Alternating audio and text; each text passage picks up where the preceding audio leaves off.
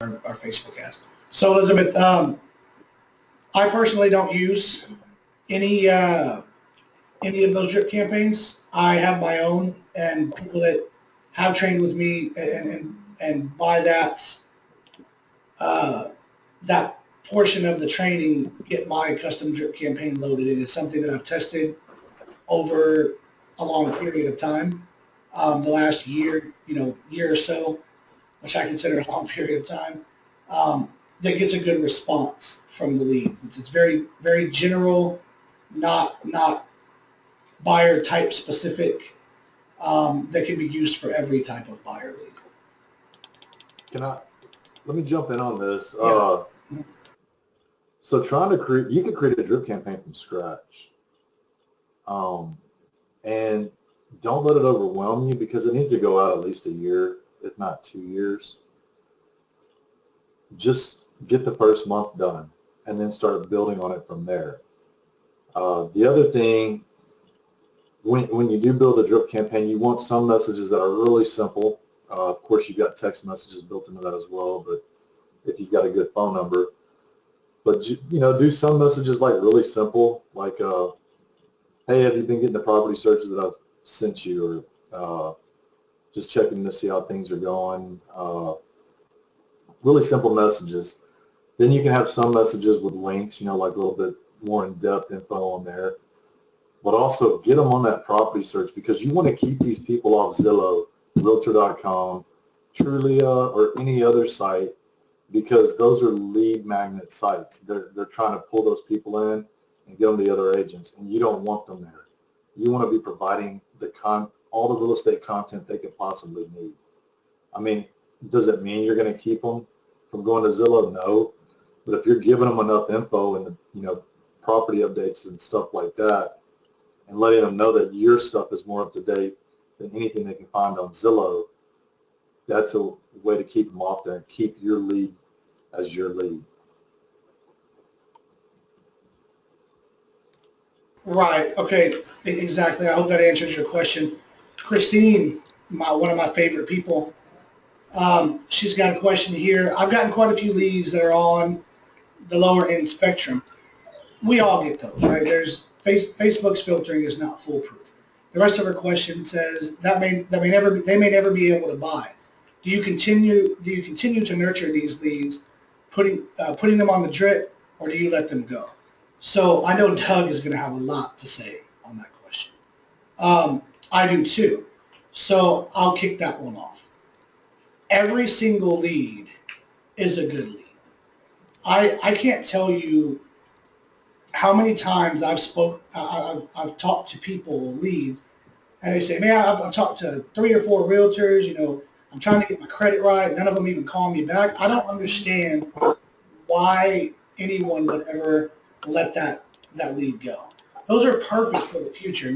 Those leads are not going to be right away, right? A lot of them are not going to be right away. At the end of the day, a large majority of the country has credit issues. I'm sure at some point a lot of us in this room have had credit issues before. But what I've learned is that putting these people into a credit repair program, obviously they have to be willing to do that. But if they're serious buyers, they will.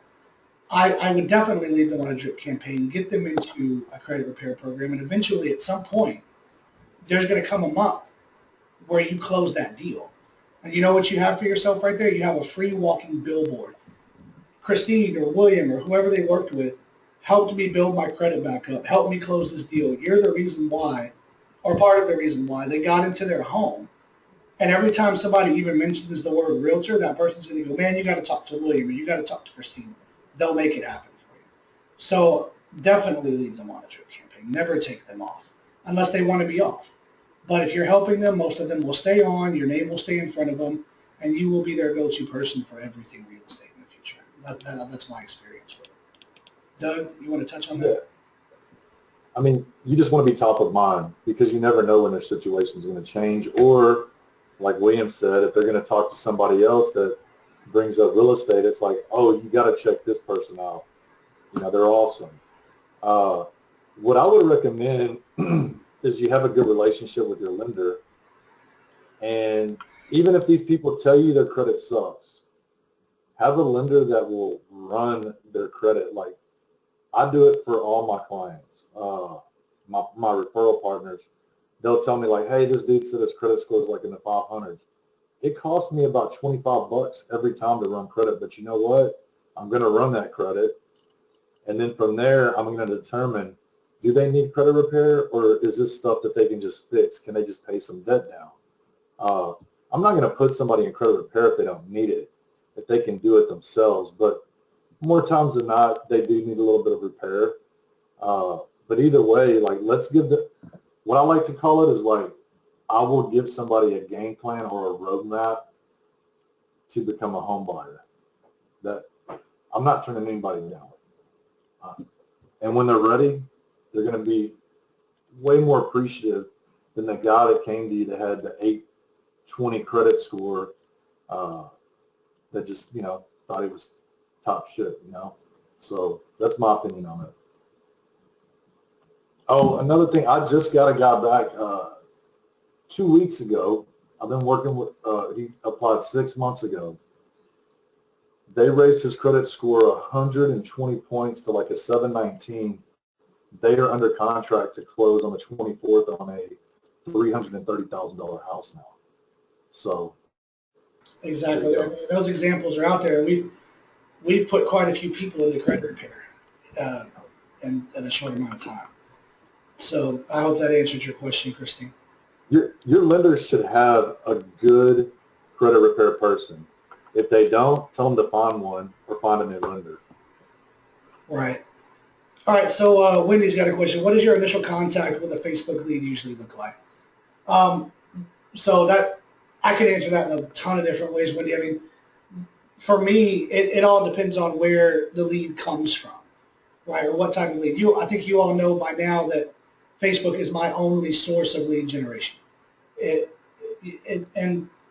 But there's also multiple ways to grab a lead, whether it's through the paid advertising, or if I just post in a group, or what type of information you have from them. But for me, it's really simple. When a lead comes into my system, they go onto an automatic drip campaign. They get a text message, a very basic text message. And the reason for that is to entice them to respond, whether they know who I am or they don't. Once they respond, you've got an open line of communication, and you can start a dialogue with these people, right? And keep them on there, right? But one of the biggest things I see people post in the group is, my leads this, my leads aren't responding, yada yada yada. And I have my ISA that I'm going to let talk here in a few minutes. Actually, I'm going to take him off mute right now because he'll probably need to chime in on this. Hey Joe, if you're listening, click the little mic button at the top of your GoToMeeting to take yourself off of mute. You have to stay on top of these leads. I think the problem is, especially with a lot of the trainees that I have, is they're looking for instant gratification, right? There is no instant gratification in this business. You have to work those leads. Oh, hold on, guys. Somebody's off mute. You have a lot of noise in the background. Let me just get to them out.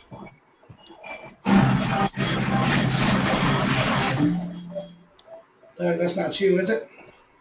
It's big screen entertainment right in your hands. All right, there we go. Sorry about that, guys.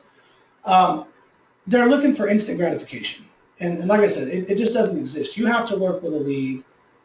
There's not going to be a lead that you call and they go, let's go buy a house. Thanks for calling, right? You've got to stay on top of these people. So a lot of them are just in the beginning stages of where they want to buy a home. A lot of them will be, ready, able, and willing to, but they don't know who you are. You've got to call and provide value. Depending on how your ad brought them in, you've got to call and provide value to them before they even start working with you, because a lot of them need guidance, and that's the job. We need to guide them where they need to be, whether it's over to your lender, whether it's to credit repair, or whatever the case may be. If you stop calling these people, and I see a lot of people do it, you're done with them. They're not going to hear from you for a while. They're going to talk to other agents. They're going to get on Zillow. They're going to submit whatever. you can stop that by staying in front of them, whether it's through your drip campaign, but we call every single day. So Joe, I'm going to let Joe talk here for a second. Joe is my ISA.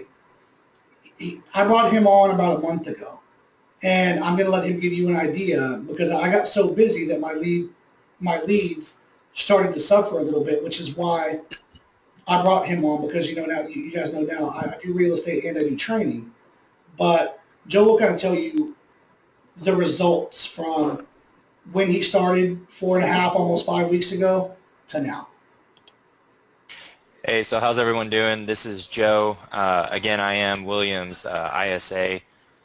So basically, since I started, which it's been about 5 weeks now. We're on week 5. It's mostly just going to be following up. I mean, that's the biggest game changer. And William's right. I mean, we see it all the time as far as agents who will either get frustrated or get tired of being ignored or go to voicemail heaven all the time. It's all just about persistence. So far what we've seen results in persistence is I've got, one in particular right now who, when this started 4 or 5 weeks ago was like, oh, I want to buy a home. I just don't think I can right now, so on and so forth. Now we're at a point where, we've been following up with him. We've been in his mind. We remind him who we are. We're at a point now where he's just got like little to no debt that he has to clean up, and he's going to be ready to buy. And that's looking like a 30-day, maybe 45-day turnaround. That's basically what it looks like. That's what our day consists of, is just following up. Not every call is going to be a walk in the park. There's definitely going to be some people who are not very receptive, but you can't let one bad apple ruin it for everybody, because that one person that you're calling over and over and over again could just genuinely be busy. So once you do finally get them on the phone, it's really up to you to capitalize on that opportunity. William, if you'd like to add anything. Yeah, I mean, and that's the thing. I'm always on Joe. Don't let the leads go. Call them every day. Call them every 2 days, whatever, until you get a hold of them. I mean, we're about to put quite a few of the ones that he's spoken to over the last week under contract here pretty soon. And a lot of these didn't answer the first day. They didn't text back. They didn't answer the first week. Or, what is it? Sometimes, Joe, you get 2-3 weeks before somebody answers the phone. And then... Yeah, actually. Yeah, that happens quite a bit. Yeah, and then all of a sudden, okay, cool, yeah, I was busy with work, I had kids, blah, blah, blah. You know what, let's go ahead and get it done. And we get an application done. I mean, Doug is the lender that I work with here in Austin. And, I mean, Doug, what do you receive from Joe? I'm kind of in my dungeon training people all day, so. How many a day or a week do you get from Joe? I mean, there's definitely leads coming in daily. It's hard to keep track of, honestly. They're definitely flowing in. Right, okay. So, Wendy, I know that was a long-winded question, but it took me into a territory that I wanted to cover today. So, for all you out there that think these leads are dead, I assure you, no lead is dead. At some point, if these people have the itch to buy a home, they're going to buy a home. And I don't know for the life of me why anyone would let that lead go, because it could be a deal 18 months from now. Whether it's a deal 18 months from now with you, that's up to you. And you have stories about that. Yes, I do. All right, so Anna, I don't know exactly what you're asking on photos of listings or houses in general. If you could just elaborate for me a little bit, let me know, and I'll answer your question. So we have a question. What's your opinion on video marketing? If anyone else in the group has done or been successful with video marketing, I would welcome you the opportunity to get on here. I'll be honest with you. I personally don't like it. I personally find it weird to send someone that doesn't know me a video of myself talking to them, but others have success with it. So I'll be honest with you, that's a question that I can't really help you with, because I've tried it, didn't have good results. I've actually been called weird for doing it, and I don't like it. So if anybody wants to comment in the chat box, what their experience is with it is, I would be happy to share that or take you off of mute. And that may work better for some people than it does for others. Some people are better on video than others. I mean, nobody probably wants to see me on video, you know? No, they don't. So it's really, I think that's just going to be like a, you know, one person that works well for, another doesn't. But you don't know until you try, honestly. Yeah, I mean, like I said, I've seen other people say they've been extremely successful with it. I just can't be the one to tell you go, go hardcore and do it because I don't like it and I don't have any good experiences with it. Anybody else have any other questions before I let Doug take over? And I think we're going to talk about something that a lot of you want to talk about, social media branding. We'll get Doug's perspective on it, mine. I would love for you guys to continue posting questions in here that we can talk about. Otherwise, we'll go into that, and then we'll dive into some of the things that we've been cooking up, and then we'll continue to answer questions along the way. All right, here's one more question here. What's your plan to deepen these relationships? How you send out cards? So, I mean, I think everybody's kind of plan of action around, I'm assuming what you mean is around your current sphere. To me, my sphere of influence is previous clients. I do not bother my friends and family with calls and messages, every week to get in business. I personally feel like you damage your relationships with those people by doing that. But I have looked into send out cards. I have seen the benefits of it, and it is something I would recommend. I would encourage any agent here that wants to send, their sphere of influence. And again, I consider mine to be past clients or people that I've done business with. That would be my sphere. You can send them cards and brownies and cool little gifts through that program. So you definitely check that out if you're interested in something, because I personally haven't signed up yet. I received a couple. I think it's pretty awesome, to be honest with you, the stuff that I have received. So yeah, check it out. All right, so from here, I'm going to let Doug take over. I'll launch this presentation for you, and just tell me when you want me to move to the next section, Doug. Okay. Yeah. So we're going to talk about social media branding. And what we're going to talk about is your personal page, not your business page, because, I'm sure most of you have one for your business. But let's be honest and think about this. How many times when you're scrolling through your news feed do you see somebody's business page that you've liked that's not a sponsored ad? Or maybe you didn't like it, or you would have to at least like it to see it, but you just don't see it unless it says sponsored under it, because Facebook, it's a business. They want you to spend money to get in front of people. But everything I'm going to talk to you about right now, it's all what we like to call organic, which means free. So here's a few little stats that I put together for this. So, worldwide, there's 1.86 billion people on Facebook. So a lot of people are on it. Go to the next slide.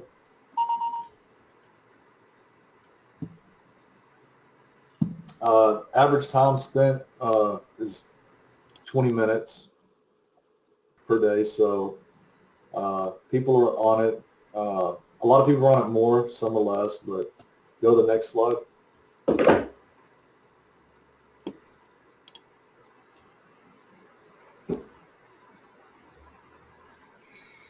There's 83 million fake profiles. The reason I put this stat up there is because you need to make your profile look legit. Number one, if you don't have your real estate information on there, put it on there.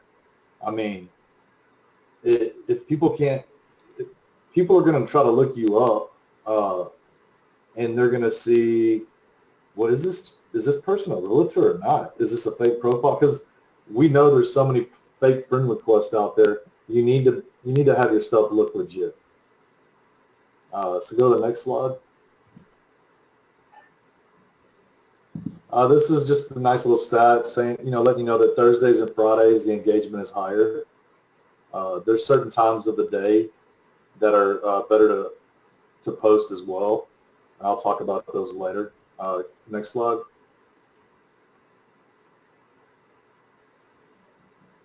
You know what, William? I made some changes to this. Is there any way that you can give me control of the screen? Yeah. Give me 1 second. Hey Or guys, let me, share my screen. Hey guys, while I'm changing this over, I kind of want to touch on some of this stuff. Doug, I hate to kind of hijack this from you, but I just want to go through a couple of the things that Doug touched on just a second ago. So I get this question a lot on training calls, and I understand that there's a lot of agents that fixate themselves on making sure that there's tons of content on their page, making sure that there's, that some of you guys even pay a company to do this, and it's prompted me to kind of run some tests. So there is a very, very large majority of people out there that, to be frank, they don't care what's on your Facebook page. And I've proven that by running ads from a Facebook fan page with just a profile picture on it, no content, no cover photo, just the lead capture source and the profile picture that they're seeing on the ad. And when I talk to a lot of these people, I'll ask them somewhere in the conversation, so hey, just curious, what did you think about my business page and the stuff that was on there? And and I ask them about the content. And usually I get one of two answers. I didn't really look at your page. Or the other one is, oh yeah, it was pretty cool. They lied to me. They didn't look at the page. They just didn't want to be rude and say they didn't look at the page. So, I would say your time would be, post up some good information, some things going on in your area, but don't fixate yourself on it where you're spending a couple of hours a day. And I think quite a few people do this.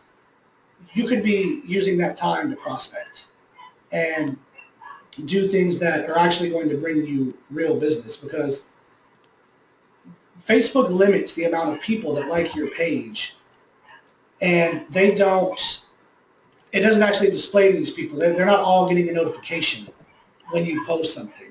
I'm sure if you've got 1,000 or 2,000 people on your Facebook page and you post, hey, check out this new thing from Pinterest. You go back a couple of days later and you look at it, and you look at the stats on it, and only a few people have actually seen it. And that's purposely done by Facebook because they want you to pay to market to those people. So that's kind of my 2 cents on that. And we have a question. So Wendy asked, don't you feel posting to your personal Facebook page is bugging your family and friends too? Do you create a second personal page? Wendy, no, I don't. I think it's kind of counterproductive to create a second page. I think you just have to do it in moderation. And I'll let Doug touch on this, but he lives by. I'm going to get to that. Yeah, he lives by something called the whip effect. Now, I'm pretty sure that was already in his plan to bring up. But personally, I feel like if you do it in moderation, and you don't have to do it direct. Hey, come buy from me, right? All of our friends and family find that annoying. But if you post up once in a while, hey, I just closed this deal for my awesome clients, or hey, I just have a new listing for anybody in the area looking, stuff like that that's really indirect. That's going to get the job done. That's just telling your friends and family, hey, don't forget I'm a realtor, without having to say, come to me now and I'll give you $1,000 off, right? Without trying to sales pitch them on your Facebook. I'll give you some even better advice for that. I have dual screens, so I want to, do y'all see a screen that just has the presentation, or does it have like the presentation and just like another little? Just the presentation. Okay, cool. Okay. So we talked about the fake profiles. We talked about Thursday and Friday, engagement's higher, and I'm going to touch on some of that stuff here in a little bit. It says the highest traffic occurs midweek from 1 to 3. There's some other times. So here's when the highest traffic on Facebook is. In the morning, typically from like 6 to 8, because a lot of people check it when they get up. I mean, I do it. My wife does it. I know a lot of people do it because I see those morning posts. That's a great time to post. Another really great time is like from 11 to 1, preferably before 11, between 11 and 12, because you got people on their lunch breaks looking at it. And then you've got the, like, say from about 3 o'clock to 5 o'clock. That's when people are getting towards the end of their work day and they're bored at work and they're looking on it. And then you've got the evening time. I would say like after 6 or 7 because, you know, people have dinner and stuff with their family. So those are your prime times to post. Because when I'm going to get to this in a second in the presentation, but when you're posting, it all should be for a purpose. So let's go to the next slide.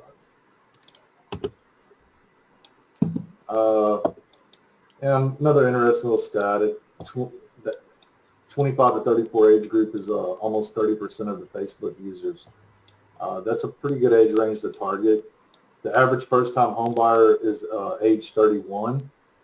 So that falls right in that demographic. So now we're going to talk about building your brand. Use Facebook to build your brand and attract your ideal client.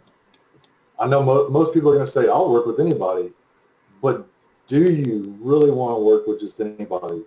Do you want to work with the people that don't have any money, that you're having a hell of a time finding a deal for them? Because as y'all all know, the lower priced homes go quick because investors are after those as well. And then if you think you're going to, you know, if you want to be the $1 million lister, then go after that, you know. But if that's not really your bread and butter, then don't try to make it look like it is. Because then you're going to attract and repel your ideal client. If if you're not the $1 million lister, then you may scare away the people that are the home buyers of, you know, in the $200,000, $300,000, $400,000 price range. They may not think they're good enough to work with you.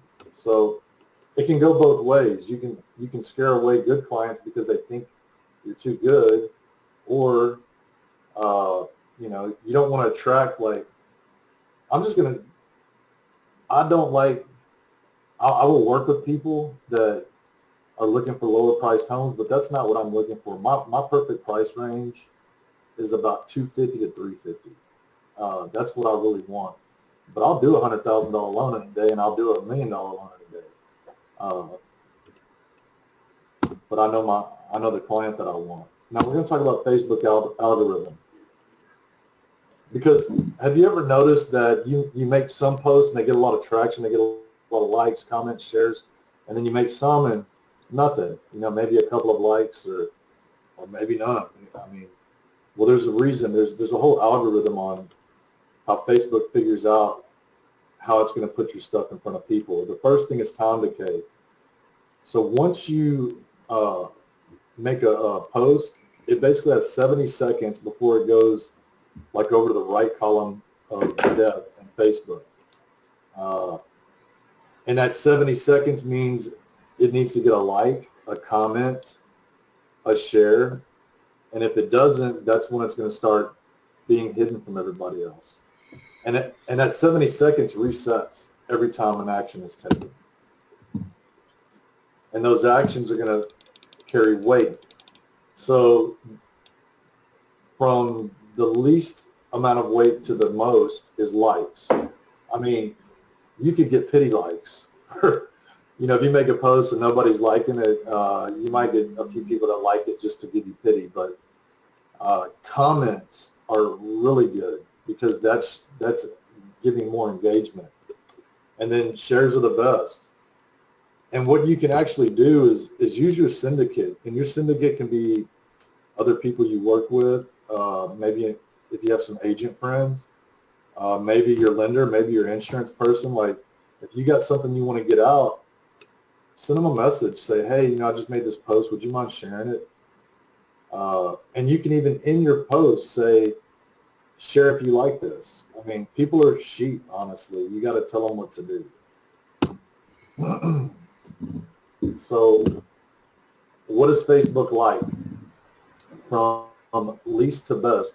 Facebook really doesn't like links because a link takes you away from Facebook. Remember, Facebook is a business. Now, some links are affiliated links, and you'll notice that it doesn't take you away from Facebook. So those aren't as bad. But definitely, limit the links that you post if you're trying to build engagement. Small text like at the mall, or I'm hungry. Facebook isn't going to put that out in front of a bunch of people unless you're like, I don't know, Kim Kardashian or something where everybody cares that she's hungry. But most of us aren't Kim Kardashian, right? But what Facebook does care about is time in the box. So if you write out like a long text, they do like that. But they don't like it if you copy and paste it because they're actually measuring how long it takes you to type this stuff. So keep that in mind. If you've got something that you already have written out and you want to put it on Facebook, just retype it. It's going to be seen by more people. Pictures. So just posting a picture, it's kind of boring. I mean, that's what Instagram's for, really. Now, when I say Instagram, you should have an Instagram account. And when you do post a picture, post it to Instagram and share it to Facebook when you do that. There's a reason why. Facebook owns Instagram. That picture is going to get seen by more people on Facebook. And then also, when I say pictures with text, I don't mean text inside of the picture, but post a picture and write something about it. Like if you want to post some inspirational picture, write a little bit about it. It'll get in front of more people.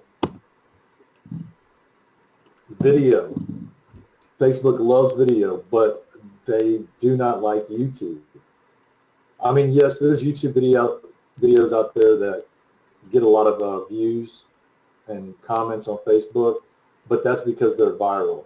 So unless you've got some sort of viral video that's everybody's going to want to see, don't use YouTube. Just upload the video to Facebook, or better yet, Facebook Live. I mean, y'all have all seen it. If anybody goes live that's on your friends list, it pops up in your newsfeed right away. And all this stuff I was telling you about, it's basically to help you with the whip effect. And what the whip effect is basically, think of cracking a whip. Like you're basically doing some actions, you're pulling back, and then once you get enough engagement, you crack that whip, and that's when you put something about your business, about you. Because most people are pretty self-involved, and if you can ask questions, get people to start commenting and engaging with your stuff, now you're going to show up in more people's news feeds. And this is all free, remember, and it's from your personal page. So post to create engagement, likes, comments, shares, we already talked about that. But if you ask questions and get people commenting, that's the best thing you can do. What we like to do is follow the 80-20 rule. So 80% of the time, post stuff for everybody else. 20% of the time, do a post about you. So that's basically 1 out of every 5 posts, post something about yourself. Now, when I say post something about yourself, it can be subtle and still get your message out there. William touched on that. You don't have to say, I'm at a close, or you don't have to say, hey, if you need a real estate agent, give me a call. That's weak. I mean, that sounds needy. Like, that's not attracting anybody. Yeah, if you're at a closing, you can take a picture and have them, post it. You're not asking for business, but you're reminding people that you're a real estate agent. You're also reminding them that you're an active real estate agent doing stuff, and they're going to see that. And you just want to be top of mind. Now, instead of posting, I know y'all all see it all over Facebook. Hey, I'm at another closing, congratulations to me, right? Let me toot my own horn. Instead of doing that, ask your clients to do it for you and tag you in it. And then, you know, you can either share it to your page or you may have your settings where it automatically shares to your page. That's even better because it's somebody talking about you and it's not you talking about how awesome you are. And use your syndicate again. Like, if you post something that you want to get out, and it's most likely not going to be, you know, your picture of your kid, that's the 80 part of the 80-20 rule.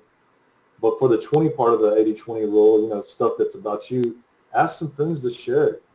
You know, like people in the same business, you know, maybe any referral partners you have, and do the same thing for them. It's just going to help you get out in front of more people, once again, for free. And then keep the engagement going. Like when you do start getting comments in there, like the comments, reply to the comments, because remember, we talked about the time decay. So just go in there every now and then and like one or two comments or make a comment, but don't do it all at once because that gives you an opportunity to keep that time decay refreshing. All right. Hey, so I want to add to that. Go ahead. So when I first met Doug, this was something that was talked about a lot. The whip effect. And I didn't really understand what it was. You know, at that point, I was just, you know, full into the whole lead generation thing, which you know, obviously you guys know I still am. But you know, I didn't give much thought or put much effort into doing these things on Facebook because, to be honest with you, when Doug first told me about it, I said, "What the hell is me commenting on people's stuff going to do for me?" Right? But it works. I know another agent in the Austin area that does this. I mean, she spends a part of her day just to comment on a few of the people that are on her Facebook, you know, that she knows is in her area. Just make simple comments, you know, engage with them, keep her top of mind, not just from a you know, hey, I'm a real estate agent perspective, but just as a person. Because if you're always top of mind or you make an effort to comment on their stuff, believe it or not, people do appreciate that stuff. So they will look at your profile, they'll check you out, they'll see you're an agent. She swears by it. I do it as well, and I get people all the time that message me, hey, I see you're a real estate agent. Well, the only way they can see that is either they paid attention to my posts or they went to my page and saw that because I commented on some of their stuff. So it does work, and I would recommend doing this. All right, so when Doug finishes up here in just a second, we're going to move on to something else, and I think you guys are going to like what we have next. Yeah, I mean, you hit the nail on the head there. And the thing about it, all this stuff is free. Everybody likes free. Because your business page is not getting in front of anybody unless you're paying for it. So, and this stuff that I'm giving y'all, it's, you know, it's basically condensed. We do social media training. And, you know, we're talking about doing that conference probably at the very end of the summer, like maybe in September. We're going to do the whole class. It's usually we usually break it down into like 3 classes, but we're going to actually get it all into one class for anybody that comes to that conference. Right, so that was actually the next piece, but go ahead and finish that up and then we'll yeah. So here's 4 things that you can do every day to help build your brain. Number 1, post once a day in one of the 4 major time slots. So you've got the morning, the right before lunch, during lunch period, the right before people get off period, and then the evening. And there was actually a question I just read. What time in the evening do you find is the best? There was a dropout when we went over the best times to call. Okay, I'll just reemphasize that once again. In the mornings between like 6 and 8, before people leave to go to work, about, you know, maybe even as soon as 10:30, like say 10:30 to about 1. But if you're going to post for the lunchtime, try to get it out there at about sometime between 11 and 12. I think that's the best. And I promise you, if you start doing this, you will see a difference in the engagement on your posts. The other time slot is 3 like say 3 to 5 p.m., that's when people are at work, bored, out of their mind, and they're just looking on their phone. And the last one is later in the evening, like about 6:30 or 7, once people are, finished with dinner, maybe they're watching TV. I don't know how many of y'all do this or your significant other does it, but my wife, like we watch TV and my wife's on the phone the whole time looking on Facebook or something. Bugs the crap out of me, but I know a lot of people do it. So the other thing is text or call one potential client a day. You can do more than that, but do at least one. Facebook message one potential client a day. You can do more than that, but if you just do at least one, and also create engagement with the potential client. That's when you can go on where, one of their posts and comment, definitely do more than like, comment on it. People, they eat that stuff up. So that's 4 things. If you did each of them once a day, it comes out to 120 total actions in a month. I mean, that's 120 different things you did in a month that you might not have been doing before. It's just going to help grow your brand and hopefully your business. And that's all I've got on that. All right. I appreciate that, Doug. I mean, I know that's a lot of information, guys, but these are the things that have continually been asked to me on a lot of the trainings that I do. You should definitely start to implement some of these things. If you guys want a copy of this deck, just reach out to me and we'll send it out. Or I'll put it in the archive section of the Social Agent Group. Now, with that said, I think this is going to be the part where a lot of you all should really put some input in here.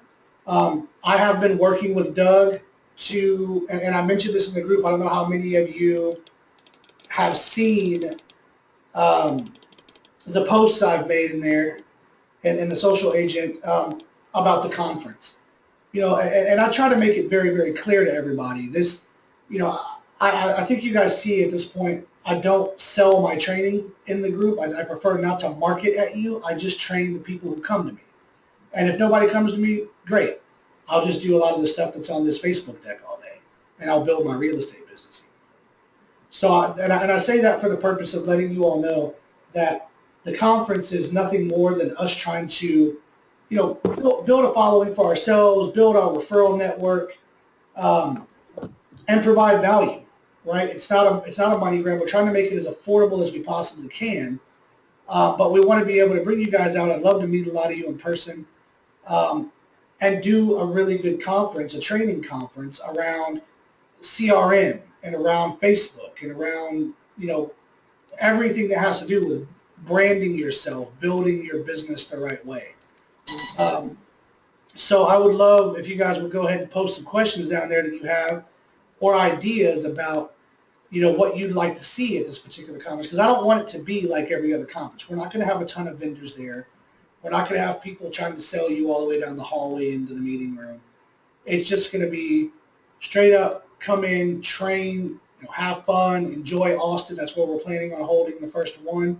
And if it's a success, there will be others. But also make it something that you walk away from and say, wow, I learned a lot of stuff. That was really good. That's the goal for us, is to make sure that we provide a lot of value for you. Does anybody have anything? Hey, Andrew, yeah. So Andrew said, yeah, let's make it Vegas. That will be great for the second one. But for the first one, it makes sense for us to do it in Austin. I mean, people love Austin. I hope you do. But it makes sense for us to do it at home where we have a connection. And that way, if anything happens or we need help or we need, whatever, we've got it there.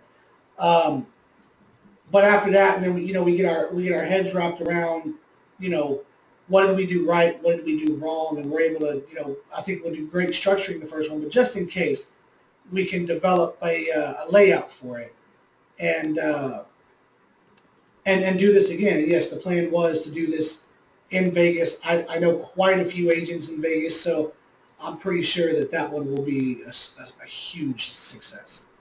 Does anybody have any questions on that? If you do, please post them down below and I'll answer them. All right, let's see. When are you going to do the Austin event? Jose, we're not exactly sure yet. So right now, we have that idea. We put it in the group. We can definitely make it happen. I'm thinking mid to late summer, not too late that it's right before your kids go back to school. But that way, family vacations are out of the way and you guys have time and we have plenty of time to really make sure that we can make this thing a success. Ann is asking about Instagram ads and Pinterest. Personally, I don't use Instagram. There's no real lead capture there. I don't use it in Pinterest. I don't use either. My personal strategy is all Facebook, and that's pretty much it. All right, let's see. Jose said, I'm out of New Brunswick. Can I come out there and do a one-on-one and pick your brain? Yeah, I mean, I'd be open to meeting up with you or talking to you, whatever you want to talk about. Sure. CC, hello, how are you? Wendy. Oh, I'm sorry. Somebody asked about LinkedIn. LinkedIn is one of those things that I don't really pay to advertise on. I've tried it. It doesn't work for me very well, but it's a great way to build your network and, post some indirect messages in there and, let your professional network know that you're an agent. Let's see. What else do we have here? Will you offer a video of the conference for those who cannot make it? So that's actually something that we looked into. I'm trying to, the one thing I don't want to do is sell tickets to a conference and promise a video stream and not have the right connections or the right, and that be an issue, right? That you pay for something and you're getting spotty service. So yeah, we're looking for a company that can stream it live. And if we do find that right company that we trust, then yes, we'll make it available via live conference. Via video conference, sorry. Andrea, please tell us the initial conference information. I'm unaware of the conference. Andrea, that's what I just said a second ago is it's going to be a training conference around CRMs, different tools to use for lead nurturing, lead generation, general, real estate, the new way to go after building your brand and building your business. Because I'm sorry, but if there are many agents out there that still believe that door knocking and sending out flyers works, maybe it does for some in some areas, but for the vast majority, it does not. So those will be the type of things. And we're still trying to structure it so we make sure it's correct. Somebody asked. I gotta say something about that whole door knocking and sending out flyers. Like that's basically cold calling. And why not use Facebook? And how long does it take you to knock on 100 doors? Like what, 3 hours? You could knock on like thousands of virtual doors using social media. For I'm sure all of your time is valuable. To count your time as money, you could probably do it for a fraction of the cost. Exactly. What is it, like 75 cents per mailer or something like that you send out? So you reach, a few hundred homes for a few $100 or 900 homes for almost $1,000. It's crazy. Yeah, if you have an actual list of people that have been in contact with you or, like all your leads, that's different sending out cards to them. But just sending out, flyers or cards to a zip code, you could get in front of so many more people with social media. For $900, I could get in front of the whole city about 15 times. You could actually take a picture of that postcard, post it, and boost it, and get in front of thousands and thousands of people for the price you're going to pay to mail it out. Because I don't know about y'all, but when I get junk mail, it's like trash. Right. All right. So somebody asked, how qualified are the leads and what personal info do you get when you get the leads? I'm not sure if you're talking about just leads that I generate outside of my paid advertising on Facebook or that, but that's impossible to answer. I mean, we can target people based on income. We can target people based on whether they're likely to move or first-time home buyer or whether they already own a home, et cetera. But there's no way for me to know exactly what their credit's like or whether they're actually going to buy from us or not. That's all up to us when we get the lead to find that information out. But there are definitely people that are interested in real estate and interested enough to give up their information to, their personal information for you to contact them some way or the other. Right. All right, next question. Let's see. Jose and I were thinking about driving up there to Round picking your brain one day. If you bring Franklin's barbecue, you can come. If you don't come. Don't come without Franklin's barbecue. No, I'm just kidding. That means you're going to have to go wait in line for 2 hours. Hey, you got to do what you got to do. You got to do what you got to do. Or tacos. Tacos work. Everybody knows I like tacos. All right, Cindy, yeah, I'll put a copy of this webinar up on the Facebook page in the archive section, and I'll post it. Let's see. Cece had something to add on LinkedIn. She said it works better when you filter realtors out of the network in LinkedIn for the person who asked that question. Let's see if there's any other question. Andrea, right now, as I said, there's not really any information on paper yet about the conference. It was just an idea 2 weeks ago. But oh no, and there's no need to be sorry. This is just kind of something we're passing around because we want to know if you guys have a real interest in coming. If we don't want to launch something and start selling tickets and not have a great turnout. That's something I definitely don't want to do. Because we're aware it's costly for you guys. You guys will pay for the ticket. You got to pay for a hotel and your plane. That's why we want to make this thing, to be honest with you, the best goddamn conference you've ever been to. And that's my goal, is for you guys to walk away and be like, you know what? I'm going to rebuild my whole damn business because of what I learned at this conference. That's the kind of feeling we want you guys to walk away with. So that's why we're asking the input from you now. And we do already have some vendors that are committed to. And when we say vendors, we're talking about people that have a product that you could use, but you don't have to use their product, but they're experts in it, and they're going to give us some training. And we've already got a couple that are committed to doing it, but we're also going to have fun. It's not just going to be work. Come to Austin to play. Yeah, what we want to make clear is that this is not going to be a conference like some of the other ones you've been to where, like I said just a little while ago, you're being sold to every 20 seconds. That's going to be the complete opposite of that. Yes. So they're not going to be allowed to sell. No, they're not going to be allowed to sell. That's exactly right. We're not selling paid vendor spots or booths or any of that stuff. This is strictly for training and helping you guys become better agents. So the other thing, I don't have this 100% committed, but I have started reaching out along with Doug to some of the people that we use, some of the tools that we use. Again, not from a sales perspective, but just to come in and add value to the training. So as of right now, I've got a commitment, depending on if we can correlate times, to have Lion Desk and their owner and their management team come out. Obviously, they will be doing the training on their own platform, but it'll be a CRM training, period. So if you don't want to use that platform, you don't have to, right? You don't have to buy it. I recommend it for my training. Yeah, I recommend it for my training because it's cost effective for the average agent. And it offers quite a lot of stuff. But some agents don't know I also use conversion, which is the opposite of that. I get a front-end website, I get my back-end CRM, I use them both, and I spend the money on them because I use them for two different things. So that's my unbiased, information there. I don't get paid by any of these people.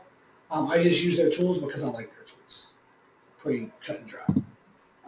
So George asked, should we have a new Facebook business page as a landing page, one for sellers and one for buyers? No, I honestly think that's a bad idea, because one of the biggest things that I get right now from certain people, even some of my own friends that bought houses, and I ask them, like, what's up, dude? Why didn't you use me? They'll say, I thought you were just a seller's agent. So because the industry started using those terms, the the public is starting to catch on and think that only some agents sell homes and some agents buy homes, help people buy homes. So you want to make sure that on your page and on your personal page, people know that you help people buy and sell homes. So definitely don't do a separate page. All right, let's see. Is it better positioning the personal page rather than the business page? Tanner, I'm not exactly sure what you mean, but I think I do a little bit. I mean, it's a mixture of both. Is it better to post in one or the other? It really, keeping the business page active is okay, but it's not a must. Anything that you do from the business page needs to just be marketing, period. Your personal page, that's the one where we were saying you want to do the indirect. Head into the office, tag your real estate company. Just little bitty indirect messages. Oh, I didn't know that they were working for, XYZ Real Estate. Oh, he's a real estate agent. Little things like that tells people, hey, I'm an agent, without saying, hey, use me because I'm an agent. Right? I hope that answers your question. Can I jump in on that? Yeah. Is it better to post to, post to both of them? But here's the deal. When you post to your business page, nobody's going to see it unless you're spending money to boost that post. You just think about it. When you go through your news feed, you hardly ever see a business page that you've liked, even though you've already liked it, because Facebook wants you to spend money to get that in front of people. Now, you could take a post from your business page and share it to your personal page. That's different. Right. All right. If anybody else has any questions, please post them now. If not, we've reached the end of the webinar. I really hope you guys found value out of today's webinar, and you guys know I am very responsive. So please think about the conference. Think about things that would make you want to go, and send me those ideas. I would love to hear them so we can make this thing really, really good.